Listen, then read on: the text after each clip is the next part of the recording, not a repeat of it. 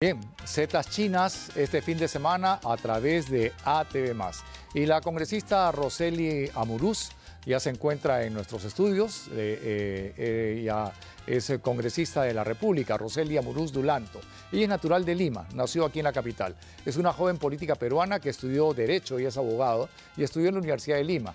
Congresista de la República para el periodo 2021 hasta el 2026, y su labor legislativa ha destacado en temas como la educación, la fiscalización, salud e igualdad entre los peruanos. Con ella voy a dialogar in extenso porque hay muchísimo, muy poco sale en televisión y para mí es un gusto darte la bienvenida, querida Rosely. ¿Cómo estás? Un placer, gracias. Encantado de saludarte. Gracias. La novia del año, te casaste. Así dicen, sí. ¿Feliz? Sí, contenta, feliz. Tu padre estaría muy contento, ¿no? Sí. Lo que más quería era tener nietos. Sí, es algo que él siempre me decía y de hecho, Oscar Eduardo, yo no soy mucho de hablar de mis temas privados. Yo vengo a tu programa a hablar de temas netamente políticos, pero si me abro a hablar de temas privados, íntimos, ¿no? Es por la confianza y el cariño, ¿no? Así es. No es un secreto para nadie. Siempre he hablado de la relación que he tenido con tu padre. Ha sido un gran amigo. Lo he querido mucho. Con tu padre he viajado por muchos países del mundo. Contigo hemos estado en Estados Unidos, hemos estado en Atlanta, en Georgia, en Miami, en diversos sitios. Y tu padre fue el presidente de Avanza País. Fue el presidente honorario de Avanza País. Así es. Y el otro día en tu boda estábamos hablando con Jaime Yoshiyama y con Keiko Fujimori y decían justamente de la valía intelectual de tu padre, de la cantidad de propuestas que llevó para la Constitución que hasta ahora nos está rigiendo. Estás en política porque él fomentó eso en ti, porque tú estabas destinada al mundo del derecho y al mundo empresarial, pero fue tu viejo el que te dijo no a la política. Así es. Sí, toda la razón. Yo siempre he estado abocado en todo el tema del sector privado, ¿no? Como abogada, y he trabajado en distintas empresas privadas y él siempre me decía, ¿no? Enfócate en tu crecimiento profesional, ¿no? Y como él, como gran educador, lo que más quería era de que yo me forje en ese sentido y más adelante pues trabajaremos juntos y seguiremos trabajando en el nivel educativo de nuestro país, pero no sé cómo en el camino vinieron propuestas políticas, creo que tanto a él como para mí, y fue donde, bueno, se presentaron propuestas y hoy por hoy estoy sentada en un curul en el Congreso de la República, que aprovecho este espacio para agradecer siempre a Hernando de Soto, que para mí es un líder economista internacional, ¿no? Que hay que agradecer mucho, ¿no? Porque si no fuera por él, pues Avanza País, por más años de fundación que tenga, pues no hubiera tenido el peso político que tiene hoy por hoy. Es cierto, al César lo que es del César. Si Hernando de Soto no hubiese presidido la fórmula presidencial, Avanza País no hubiese sacado ni un solo congresista. Así es. Porque la historia de Avanza País ha dicho eso. Es más, Avanza País perdió hasta la inscripción por apoyar a Humala, a Ulises Humala, al hermano de Antauro y de Ollanta. Entonces, sí, tu partido le debe mucho a Hernando de Soto. Hizo una buena faena política y llegaron a tener 10 congresistas, ¿no es cierto? Una bancada fuerte. Sí, 9 congresistas y hay que ser agradecidos y humildes, sí, ¿no? Yo he escuchado en algunos congresistas que de la bancada, y es lamentable que a veces pues dan comentarios como que de pronto pues estuvo mal que se acercara a, no sé, en su momento, a Pedro Castillo. Y quizás, mira, todos, a veces por un tema de consenso político, porque de eso se trata, y lo ha aprendido Oscar Eduardo dentro del Congreso. Porque obviamente, hasta para un proyecto de ley, si tú no hablas con alguien con quien no tienes la misma ideología, pues no vas a llegar a tener el consenso para tener ese proyecto de ley tan ansiado quizás para una importante región.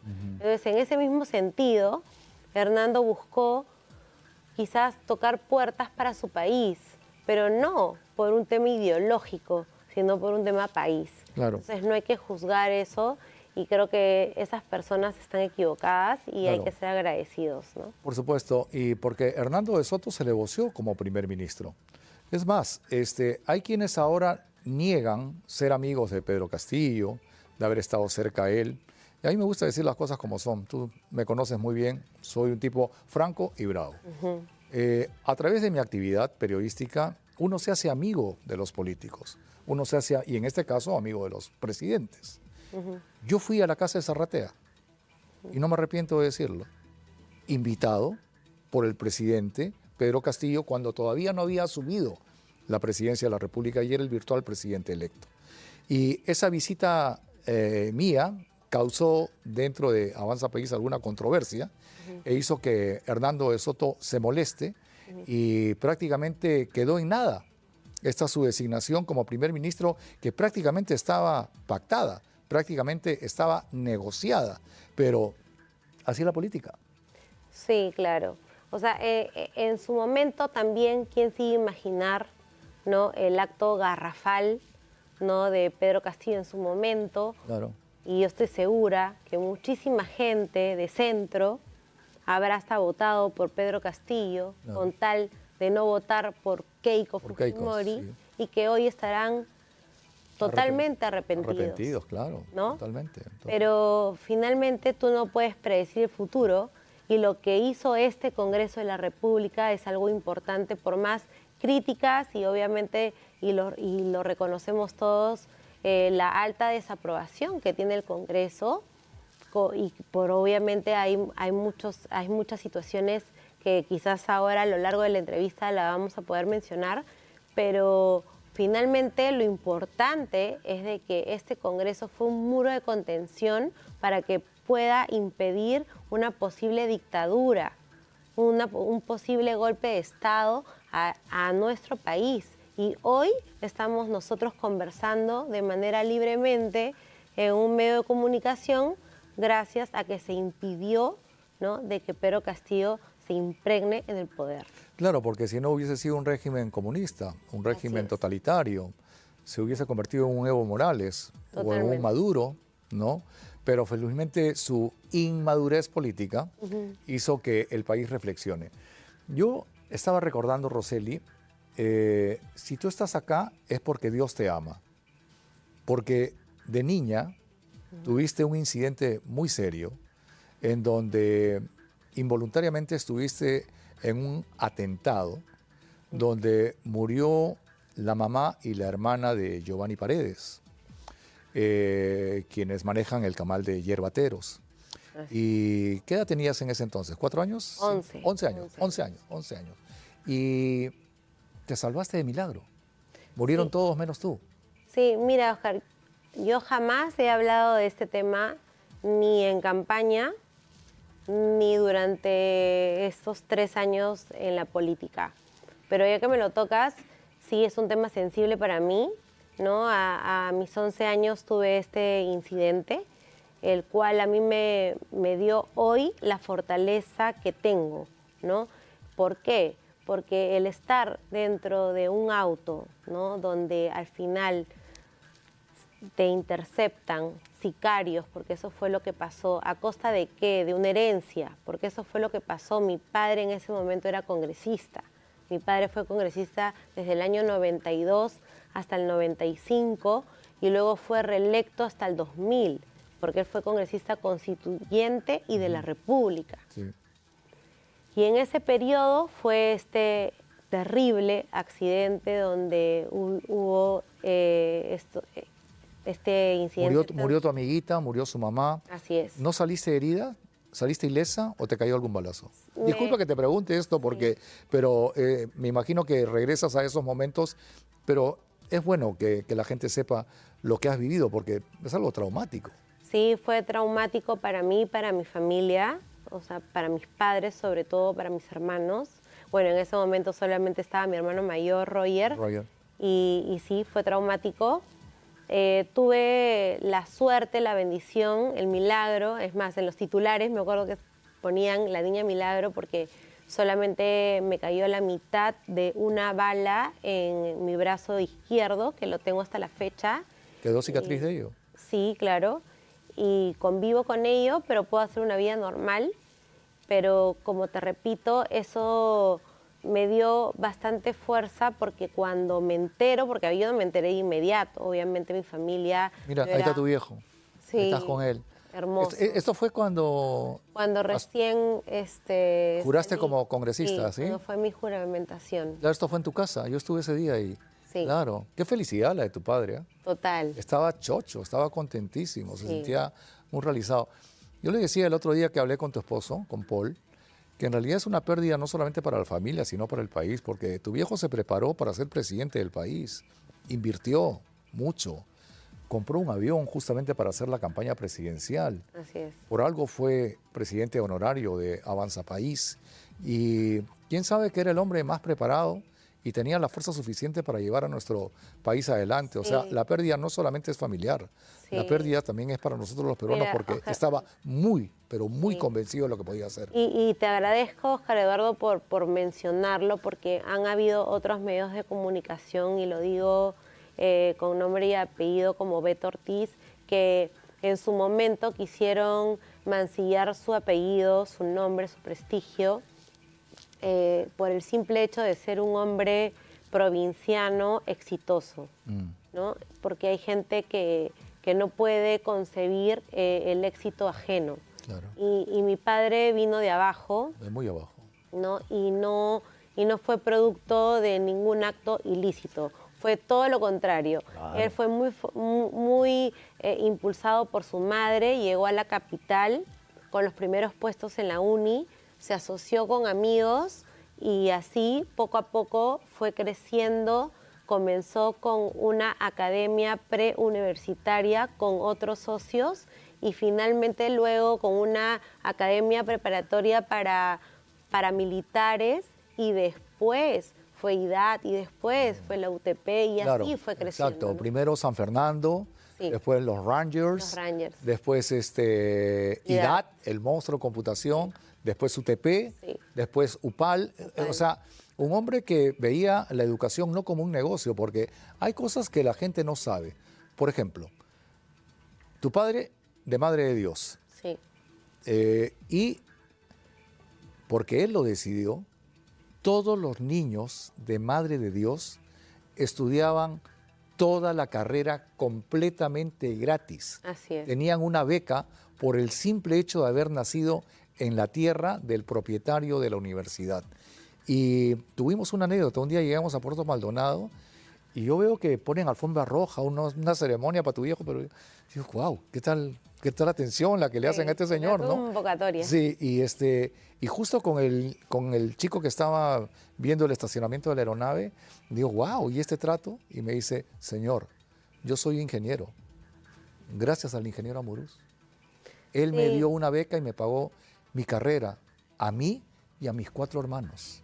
Y yo te puedo decir, Oscar Eduardo, que hasta la fecha, algo que a mí me engrandece y me llena de gratitud y de mucha admiración de tener el apellido que tengo, es de que suelo que piso, siempre hay, aunque sea una persona, que me diga, gracias a tu padre tuve una educación, gracias a tu padre tuve la oportunidad de tener un trabajo.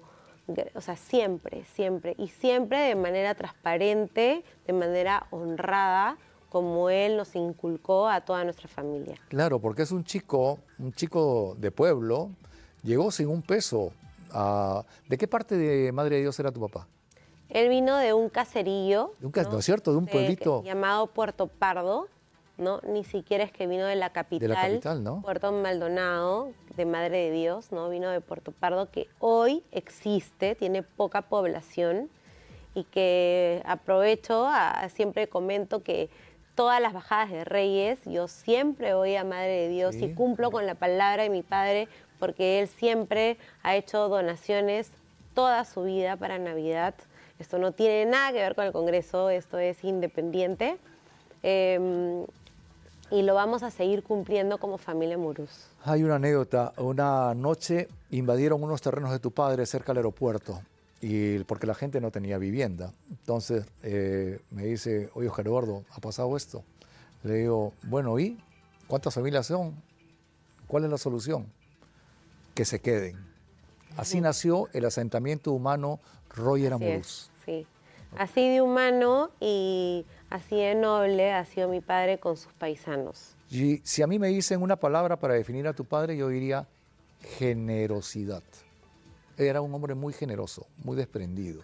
Y ese ejemplo ha cundido dentro de ustedes. Rosely, tú en tu labor parlamentaria, te has vuelto un personaje mediático. Has estado involucrada en ciertos incidentes que los medios de comunicación han levantado. Pero poco se sabe de tu función como congresista de la República. ¿Qué cosas has hecho hasta ahora? ¿Cuáles son las leyes que has podido sacar adelante? ¿Dónde está el fruto de tu trabajo en el Palacio Legislativo?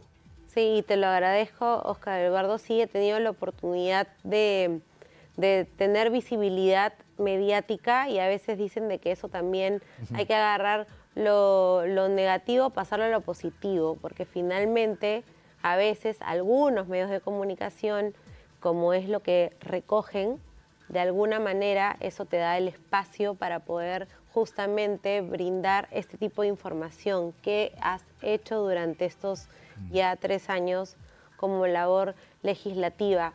Bueno, yo hoy por hoy soy presidenta de la Comisión de Vivienda del Congreso de la República. En julio del año pasado estuve como tercera vicepresidenta del Congreso. Eso me permitió supervisar una oficina de gobierno, o sea, que supervisa y da enlace a los gobiernos locales y regionales. Y ahí me di cuenta que hay mucha, a veces, falta de capacitación, falta de información y de gestión entre los distintos poderes del Estado. Claro. ¿Quiénes son las mayores autoridades de tu ciudad? Pues es tu alcalde, ¿no? Tu gobernador, pero a veces ellos pues o no van al Congreso o no hay una debida información y no completan un expediente técnico para poder tener un debido proyecto de inversión, que al final eso es lo que quiere la población, claro, Oscar Eduardo. Claro. Si tú quieres un puente, si tú quieres una vivienda, si tú quieres una construcción de calidad, finalmente necesitas presupuesto. Y el presupuesto, nosotros no tenemos facultad para crear proyectos de ley con iniciativa de gasto, pero sí aprobamos la ley de presupuesto. Claro. Entonces, en ese momento es donde vienen pues, los distintos alcaldes a tocarnos la puerta y ahí me di cuenta la alta necesidad de las distintas regiones de nuestro país. Yo he salido electa por Lima, pero yo dejé un poco, acá ya no importa que haya salido por Lima, obviamente sin desatenderlo, claro, sino que me refiero a que luego modificaron el reglamento interno del Congreso para que nuestra semana de representación sea a nivel nacional, como debe de ser. Entonces ahí pude ver la alta necesidad y en ese sentido pude lograr muchas cosas como llegar a que se concreten proyectos de inversión. ¿Cómo cuáles? Por ejemplo, en La Joya, hoy por hoy... ¿Arequipa? No, La Joya está ubicada en Madre de Dios. Ah, ya. Ya, que hoy por hoy no Otra es joya. distrito. Sí, no es distrito, es un centro poblado. Sí. Pero, ¿qué hace un congresista? Fiscaliza y representa.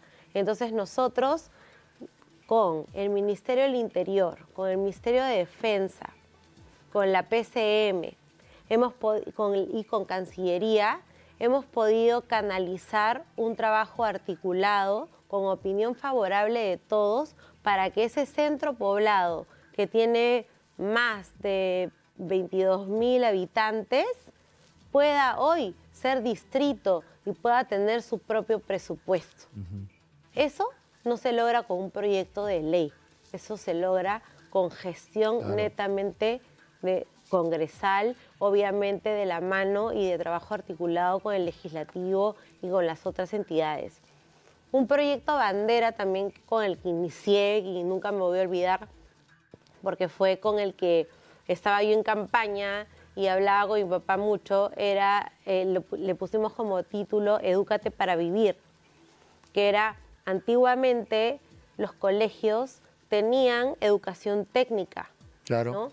Pero luego lo sacaron, no entiendo el por qué. Era la media comercial, industrial, ¿no? Así es, tú donde podías tener oficios ¿no? técnicos, ¿no? Técnicos, productivos, porque no todo el mundo tiene pues la facilidad de poder estudiar en un instituto, en una universidad. Entonces, con este proyecto de ley, hoy por hoy, y ya hemos ido obviamente en nuestra función de fiscalización con los distintos ministros que han pasado por el Ministerio de Educación, y ya hay varios colegios que ya cuentan con este programa, donde ya cuentan con estos programas técnicos, y lo que suma es de que puedan ser a título a nombre de la nación. Oh. Entonces salen del colegio y ya pueden ellos trabajar de manera inmediata y poder obviamente tener un ingreso para sus familias. Otro de los proyectos también fue incluir, ¿no?, en la currícula escolar la educación financiera. Oh, que es ¿no? importantísimo. ¿Eh? Claro, poder por lo menos tener una educación básica financiera, de ahorro, ¿no?, de los jóvenes, de que salen del colegio y no saben qué hacer o cómo empezar un negocio. Entonces, logramos de que hoy por hoy ya esté incluido en la currícula escolar. Muy interesante. ¿No? Rosely, vamos a hablar de coyuntura política. ¿Cómo ves a la presidenta? Hay quienes dicen que debería de irse a su casa, debería de gobernar el presidente del Congreso, que no necesariamente tiene que ser Saluana, pueden cambiar la mesa directiva, y hay quienes hablan de vacancia. Ella dice que no, que va hasta el 2026. ¿Tú qué dices? Mira, para mí hablar de vacancia, y lo he escuchado en algunos congresistas, me parece irresponsable. ¿Por qué? Porque hoy por hoy no tenemos un consenso. Mira, si los consensos dentro del Congreso son complicados para un proyecto de ley, imagínate para un proyecto país. Tenemos menos de 2 años, año y medio para que culmine la gestión de la actual presidenta. Pero también tienes que restarle lo que incluye un proceso electoral y todo esto. Entonces, realmente tenemos consenso para tener a un real líder político que pueda dar la balanza hoy por hoy contra una izquierda radical. Mira, yo soy una de las coautoras para que se pueda impedir que cualquier funcionario público, sobre todo un candidato presidencial, pueda postular teniendo una sentencia en primera instancia ante delitos de terrorismo, sicariato, violación. Eso no tuvo los votos suficientes. No. ¿Y por qué? ¿Qué pasa Porque en el Congreso? No hay consenso. Si es una cosa de criterio, sentido común. Yo opino lo mismo que tú. Entonces, ya ahora, al menos este proyecto, como es con 2 legislaturas, porque hay que votar 2 veces para ello, ya no nos alcanza el tiempo. Por ende, si hoy mandan a elecciones, cualquier persona, porque la gente pensaba que era con nombre propio, Humala. Acá ya no interesa sea Humala. Cualquier persona que haya cometido un delito hasta de violación sexual, habiendo sido rehabilitado, puede postular como presidente de la República. Qué loco, ¿eh? Qué alucinante. Entonces, pero el Congreso ha dicho no, como dice no a muchas cosas. Lo peor que tienen ustedes los congresistas es la imagen. Pueden ustedes tener una buena labor personal, pero el colectivo los rechaza, no los quiere a ustedes, no son amados. Y uno de los problemas que tienen es que no comunican, no informan. Así como tú estás viniendo acá a un programa de televisión a decir, he chambeado en esto, en aquello, en esto otro, ¿ok? Y esta es mi labor, así deberían de salir todos. Pero se chupan, tienen miedo a los periodistas. ¿Qué es lo que está pasando en el Congreso? Realmente yo no puedo hablar por mis demás colegas. en mi persona yo inicié desde el día 1 mi labor legislativa yendo a casi todos los programas, siempre con mi intención de, obviamente, comunicar mi trabajo legislativo. Pasan ciertas situaciones que evidentemente afectan un lado íntimo, personal, familiar, que hacen un poco como que te haces a un lado para evitar cierto morbo, ¿no? Pero coincido contigo que la única manera de poder trascender, de poder comunicar, de que la población sepa lo que está haciendo el Congreso, porque si bien es cierto, hay cosas que no, o sea, hoy por hoy estamos viendo casos que yo también aprovecho este espacio porque repudio absolutamente lo que está ocurriendo con la ex trabajadora, ¿no?, que ha fallecido, y más bien me solidarizo con la muchacha que ha fallecido. Con y la a familia toda su de ellos, familia, ¿no? Porque por eso es supuesto. escandaloso, porque están hablando de una red de prostitución. Exacto. O sea, prostitutas contratadas como trabajadoras Así es. para que den favores sexuales a los congresistas. Sí, eso tiene que corroborarse, tiene que investigarse, pero más allá de eso, que es un trabajo netamente de la Fiscalía, ¿no?, del Poder Judicial, es algo que está manchando totalmente la institución y además, obviamente, está atentando contra la vida del ser humano. Claro. Yo misma me siento ya hasta, no sé, digo, estamos trabajando en dónde, ¿no? Hay que tener muchísimo cuidado, es un tema muy delicado, pero nuevamente hay que esclarecer el tema, ¿no? El Poder Judicial hoy día, como quien dice, los ha cuadrado a los congresistas, les ha parado el macho, les ha dicho, hasta aquí nomás, compadritos, están interfiriendo en un poder del Estado. ¿Cómo ves este pronunciamiento del Poder Judicial, en donde dicen que los legisladores están cometiendo interferencia en la labor de instituciones que son otros poderes del Estado, como es el sector justicia? Mira, yo creo que cada poder del Estado tiene su función, ¿no? Nosotros legislamos y si ellos tienen algún tipo de, digamos, quieren tomar alguna carta en el asunto respecto a alguna ley que a ellos les parece que es inconstitucional o que es irregular, pues están en su derecho, pero cada quien en su función. Bueno, porque tú eres abogada, Sí. Estudiaste Derecho, entonces hay alternativas. Si no están de acuerdo, pues tranquilamente hay formas en poder arreglar esta situación. Pero están pidiendo... Ellos tienen un área superior donde pueden ir y acogerse, pero no pueden ir directamente al Congreso. Ahora, ¿Entiendes? el Poder Judicial también tiene facultad de iniciativas legislativas, ¿cierto? Pero no hace uso de ellas. Así es. Incluso te digo que hasta los mismos alcaldes, las mismas municipalidades tienen iniciativa legislativa. No es solo el Congreso. Y no hacen uso de ello. Exacto. Y se quejan de los congresistas. O sea, ignorantes de la ley, ignorantes del poder que tienen. Así es. Qué alucinante, ¿eh? O sea, qué tales vacíos. Ahora, estás en un partido político que nació como un partido de izquierda. Con Hernando de Soto se fue a la derecha. Y al final se dijo que la ideología era de ultrarradicales de centro. Y ahora ha habido controversia por las nuevas incorporaciones de algunos personajes mediáticos a Avanza País. ¿Cuál es la situación real en estos momentos de este partido? ¿Quién conduce el partido? ¿Cómo se conduce el partido? ¿Tú participas dentro de las decisiones políticas de Avanza País, dentro de las directivas de Avanza País, o están separados la bancada del partido?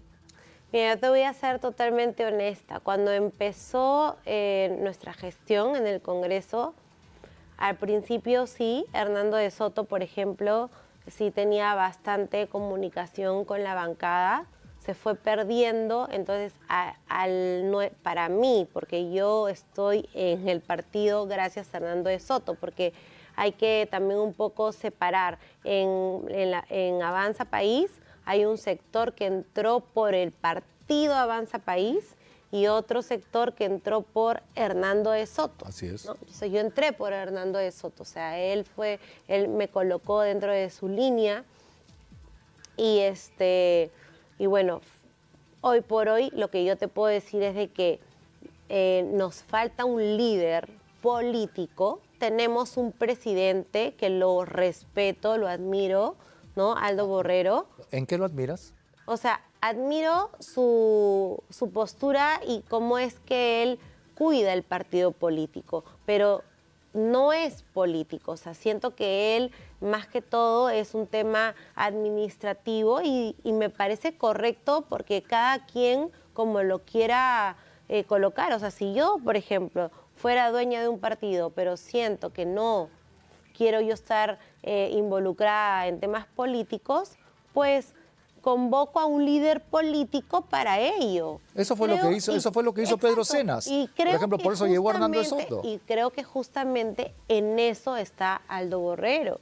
O sea, lo que él desea es tener a un líder político de peso para que pueda liderar el tema político de Avanza País, ¿no? ¿Te gusta, por ejemplo, han jalado y dicen que el candidato presidencial de tu partido va a ser Philly Butters? ¿Te gusta ese tu candidato? ¿Te gusta que Philly Butters sea el candidato de tu partido a la presidencia de la República? Mira, a mí Philly Butters no me disgusta. O sea, ¿te gusta? Si no te disgusta, te gusta. No me disgusta, me parece una persona que ha luchado muchísimo contra la corrupción, que ha destapado muchísimas cosas y siempre ha trabajado por su país, ¿no?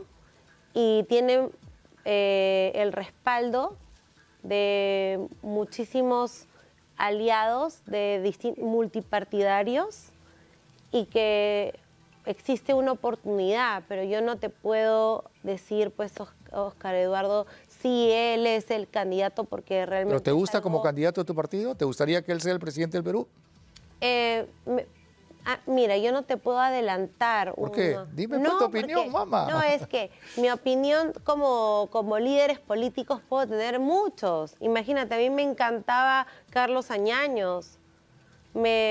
Pero es muy timorato para la política, porque Añaños dice que va a participar y después se esconde. ¿Quiénes somos nosotros para decir quién es timorato o quién no? Es como yo te puedo decir, ¿es nuestra opinión? Hernando de Soto, como yo he escuchado, ya me parece que ya se le pasó la edad. Por favor, yo pienso todo lo contrario. Yo creo que hay que respetar que hay muchísimos peruanos que dan la talla, como Hernando de Soto, como Carlos Añaños, como Newhouse, o sea, como Philly Butters.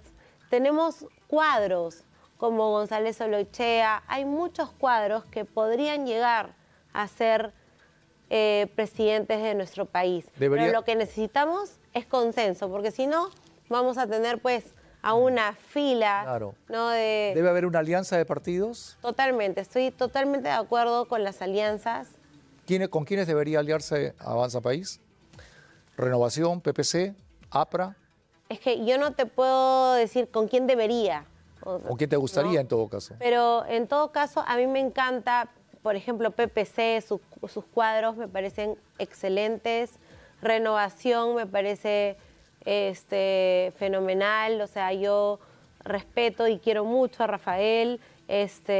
Hay distintos líderes que podríamos sumar. Bien, Rosely, yo te agradezco que hayas venido a conversar con nosotros. Te hiciste famosa desde el primer día por bailarina. Te sacaron en tu tono de cumpleaños bailando. Luego hubo un incidente en una fiesta. Eres una mujer joven, hermosa, exitosa. Y bailar no es pecado, pero te satanizaron por ello. Sí, me satanizaron por ello y bueno, no hay mal que por bien no venga, ¿no? Porque finalmente eso te da, al principio yo lo veía como algo muy negativo, pero con el tiempo lo vi como una oportunidad de poder tener un espacio para poder decir mis propuestas.